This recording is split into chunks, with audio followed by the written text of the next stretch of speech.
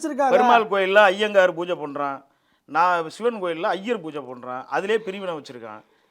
எவ்வளோ சார் முட்டாள்தனம். நீங்க கடவுள்ன்றது ஒரு நம்பிக்கை தானே? அந்த நம்பிக்கை இருக்குங்க. நம்பிக்கை நீ இருக்குதா? ஏன் பிரிவினை வச்சுக்கிற? எங்களை உள்ள விட மாட்டேங்கிறாங்க. எவ்வளவு பெரிய ஆளா இருந்தாலும் அங்க போனோடனே நுப்பாட்டுங்கிறான். ஒரு ஐயர் அவங்க டீம் வந்தா மட்டும் உள்ள கூட்டு போய் நுப்பாட்டுறான். ஒரு எல்லைக்கு மேல நம்ம போக முடியாதுங்க. இது நடந்துக்கிட்டு இருக்கு, நடக்காமலா இருக்கு. இவர் சொல்றது எப்படி இருக்குன்னா, நான் தான் வந்து இந்த கட்டில வந்து தயார் பண்ணேன், நான் தான் இந்த பெட்ஷீட்டை பண்ணேன், சார் உங்க வீட்டுக்குள்ள வர முடியாது சார். நான் தான் பண்ணேன், நான் உங்க வீட்டுக்கு வர முடியாது. மட்டும் ஏன் விட மாட்டான்னு கேட்குற மாதிரி இது இருக்கு. எல்லாரோட இடம் சார், ஒண்ணும் உங்க வீடு கிடையாது அது. எனக்கு என்ன தேவை அப்படின்னா, எனக்கு என்ன தேவை அப்படின்றத நான் தான் முடிவு பண்ணணும். அதே மாதிரி ஆகமத்துக்கு அவங்க வந்து அவங்க மித்த எதுவுமே பண்ணாம, பொது இல்ல, எது பொது? கோயில் பொது இல்லையா? எது பொது?